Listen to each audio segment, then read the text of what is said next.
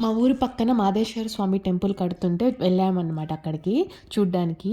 ఇంకా అక్కడికి వెళ్ళంగానే అంటే కొత్త టెంపుల్ ఇంకా ఆహ్, పూజలైతే స్టార్ట్ చేయలేదు కాబట్టి గుడి అంతా క్లోజ్‌లో ఉంది. ఇంకా అక్కడంతా తిరిగి తిరిగి చూసామన్నమాట. ఇంకా అండ్ అక్కడ ఆ టెంపుల్ ఉండే దగ్గరైతే చాలా ప్రశాంతంగా ఉంది. అక్కడ పెద్దగా ఇల్లులు కానీ ఏమీ లేవు. పక్కన చిన్న చిన్న అంటే మాలాంటి పల్లెలు తప్ప ఇంకేం లేవనమాట. చాలా ప్రశాంతంగా ఉన్నింది. కొంచెం సేపు ఆ టెంపుల్ చుట్టూ తిరిగి చూసామనమాట. ఎలా కట్టారు అది అనేసి. ఇంకా మా అబ్బాయి అయితే ఇంకా గేట్ నుంచి చూస్తున్నాడు. అక్కడ లోపల బర్డ్స్ సౌండ్స్ వస్తున్నాయి అనేసి అవన్నీ చూస్తున్నాడనమాట.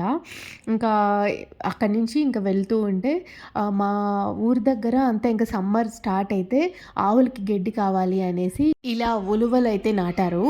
దాదాపు 1 ఎకరా, 2 ఎకరాలు అందరూ ఇలా నాటుకున్నారనమాట. ఉలువల చెట్టు అయితే అదే తీగలు కోసి ఆవులకి వేయొచ్చు అనేసి కొన్ని అలా ఉలువలు కోసుకోవచ్చు తినడానికి అలా అనేసి.